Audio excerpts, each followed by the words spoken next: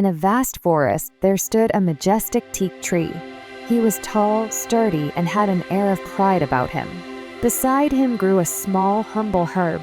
The teak tree often boasted about his strength, standing confidently over the smaller plants around him. One day, the teak tree said to the herb, "Look at me! I am handsome, strong, and tall. No one can bring me down. I am invincible." The herb, that was small but wise, replied gently, Dear friend, being too proud is never wise. Even the strongest can fall when they least expect it. The teak tree dismissed the herb's advice and laughed it off. He was too busy praising himself.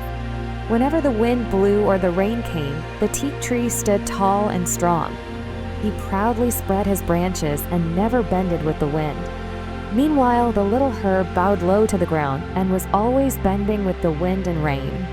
The teak often mocked the herb by saying, "Why do you bow so easily? You are weak, unlike me, who stands tall and firm no matter what." One day, a terrible storm hit their forest. The wind howled fiercely, and the rain poured relentlessly. The herb, as usual, bent low to the ground, swaying with the wind.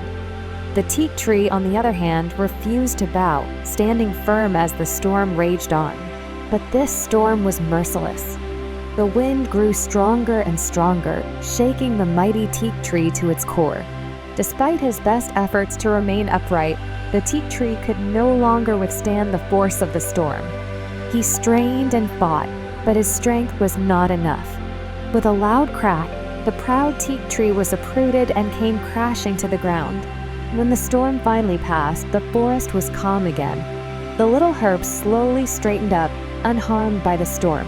As he looked around, he noticed the once proud teak tree lying fallen on the ground, defeated by the very wind he thought he could conquer. The teak tree's downfall was a result of his arrogance. He believed that his strength made him invincible. His refusal to bend or adapt to the forces around him ultimately led to his destruction.